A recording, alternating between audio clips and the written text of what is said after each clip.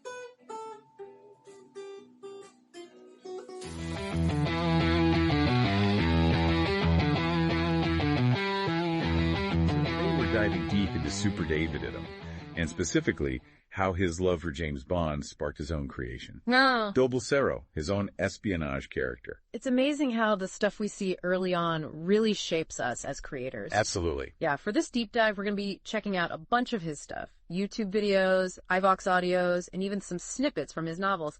Cero a la izquierda, Bond, Conspiración y Sin, and La Gente.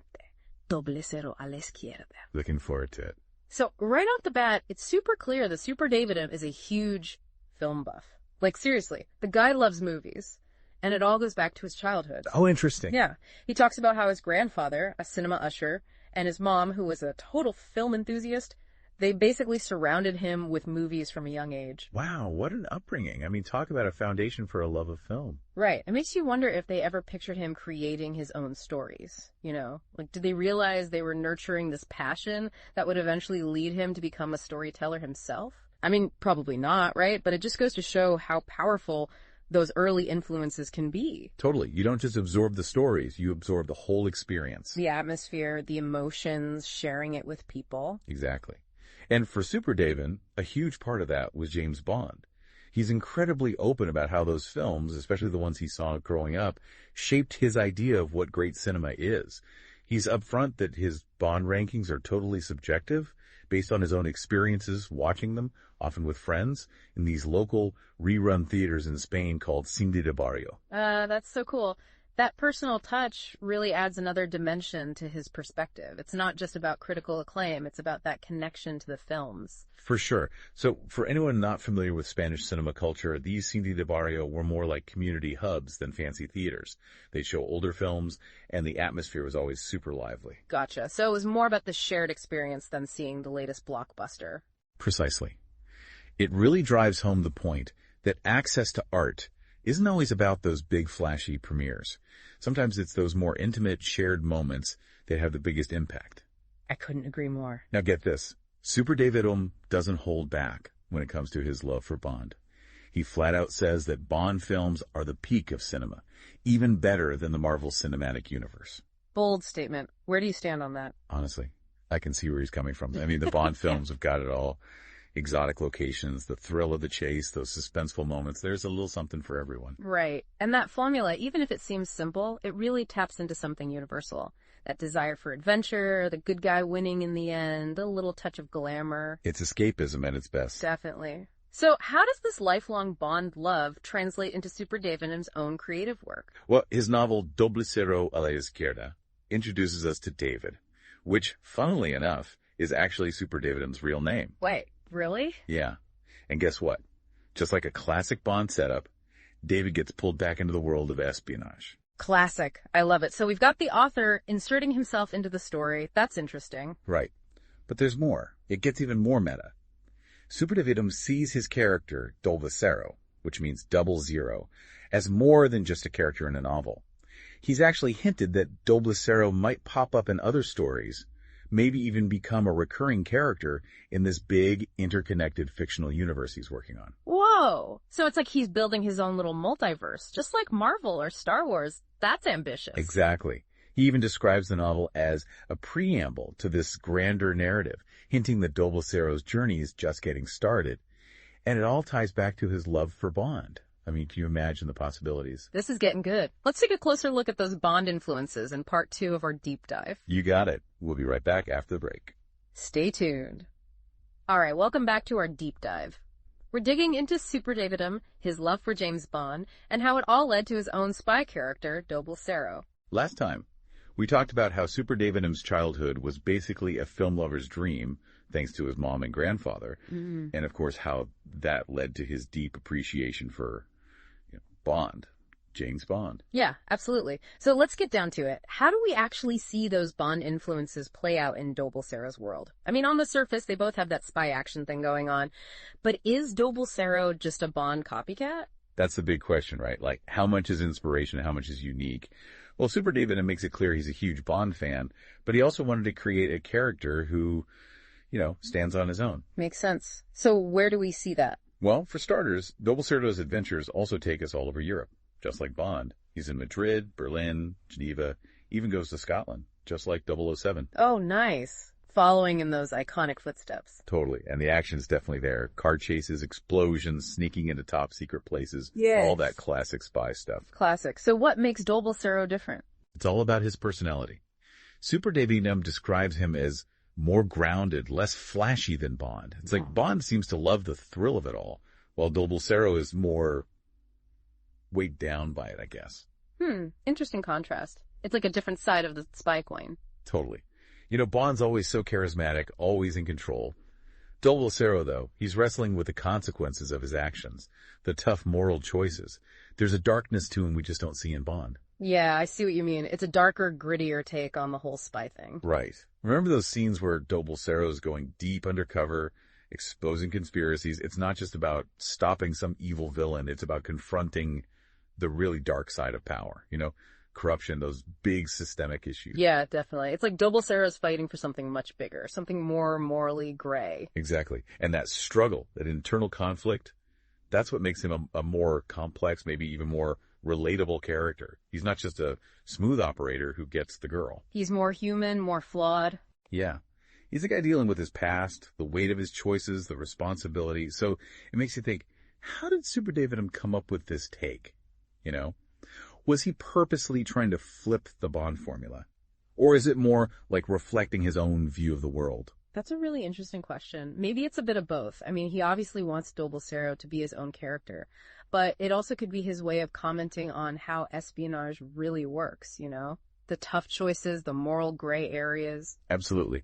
You know what else is cool? Super David M isn't afraid to bring in gadgets and tech into Doble world. Concealed weapons, communication devices, hacking tools. It's like a modern TQ branch. Right. So the cool gadgets are there, but it's not just about being flashy. It's more about survival, about using tech to navigate a world where information is power. For sure. So we've got Doble who's both familiar and totally different from Bond. He's dealing with these bigger, heavier themes. And his world feels way more real and complex than, like, the super glamorous world of 007. Yeah, definitely. And remember, this is just the beginning for Doble. Oh, right. Super Davidum has those grand plans for his whole multiverse. I mean, just imagine the possibilities. Exactly. I'm dying to find out what happens when Doble is thrown into this massive interdimensional conflict. It's going to be wild. Okay, so get ready, because in part 3, things are going to get cosmic. We'll be back after a quick break. Can't wait. And we're back. We've been talking about Super Davidum, his love for James Bond, and how it all comes together in his own character, Doble. Yeah, it's been a wild ride, from those classic Bond influences to Doble's more, grounded and gritty adventures. Totally. But now it's time to crank things up a notch, because Super Davidum isn't stopping at earthbound espionage. Oh no, he's going cosmic. That's right. We've got interdimensional conflicts, threats on a whole other scale. Remember those hints in Doble a la Izquierda and La Gente? We're talking about a whole multiverse here. Like, buckle up, folks. Things are about to get wild. Super Davidum is taking us to the rings of Saturn. We're not in Kansas anymore, Toto.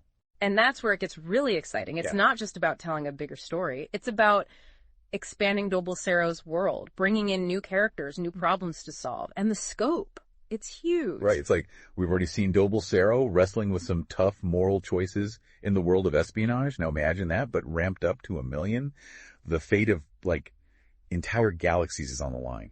That's what I love about the idea of a multiverse. It pushes everything to the extreme. How does a hero stay true to themselves when the stakes are that high? Can Doble keep that moral compass pointed north when the entire universe is going haywire? Right.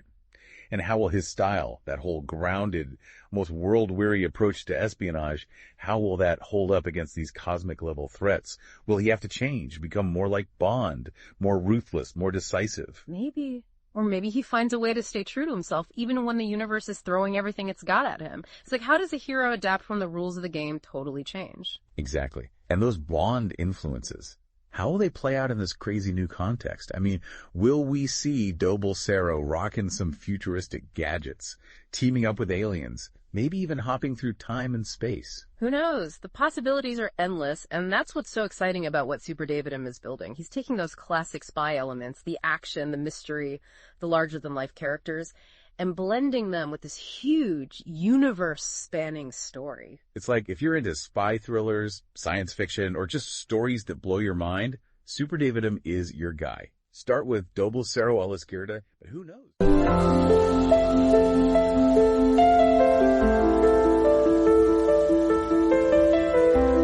Bienvenidos a un nuevo episodio de Vanessa for Super Davidnem, el espacio donde exploramos a fondo cada rincón del multiverso Super Davidnem, sus personajes, historias y, por supuesto, las emocionantes novelas que continúan expandiendo este increíble universo.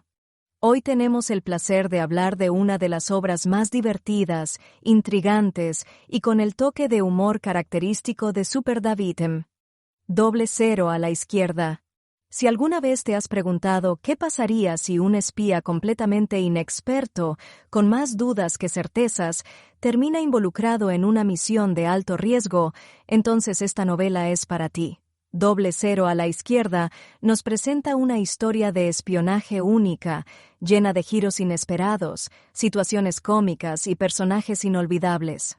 Pero, como siempre en el universo Super Davidme, detrás de toda la acción y la comedia, también hay una buena dosis de reflexión sobre la identidad, la autoconfianza y la importancia de creer en uno mismo, incluso cuando nadie más lo hace. La historia detrás de Doble cero a la izquierda. La trama nos sumerge en la vida de un protagonista aparentemente ordinario, que por una extraña combinación de casualidades, o quizás destino, termina siendo reclutado para una agencia de espionaje secreta. Desde el principio, queda claro que no encaja en el molde del clásico agente secreto.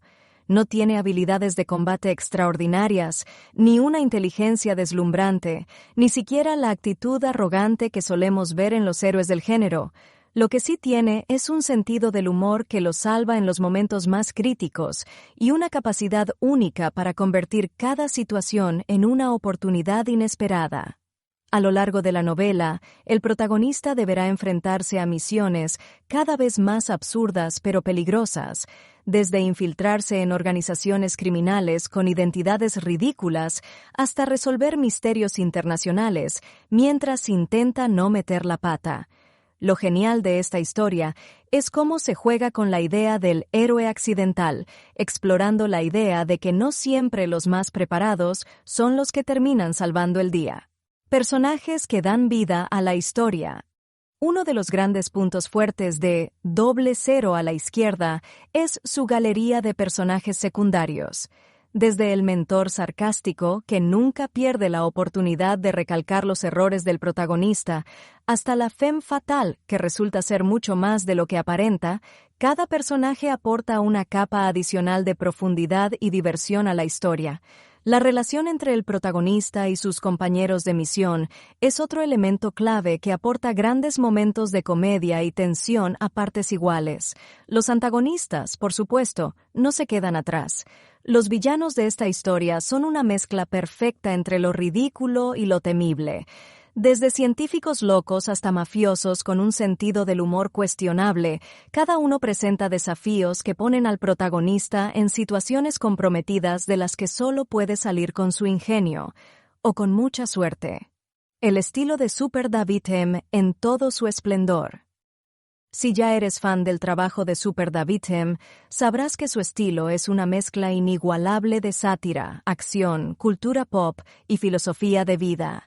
Doble cero a la izquierda no es la excepción. A lo largo de la historia encontramos referencias a las grandes películas de espionaje, homenajes a los clásicos del género y una crítica sutil a la glorificación de los superespías perfectos. El ritmo de la narración es dinámico y envolvente, con diálogos afilados, escenas de acción que te mantienen al borde del asiento y momentos de reflexión que hacen que la historia trascienda el simple entretenimiento. En definitiva, es una novela que combina el humor con la adrenalina de una manera que solo Super Davidem sabe hacer. ¿Por qué debes leer Doble cero a la izquierda? Si buscas una historia diferente dentro del género de espionaje, llena de humor, aventura y personajes con los que te sentirás identificado, esta novela es una excelente opción.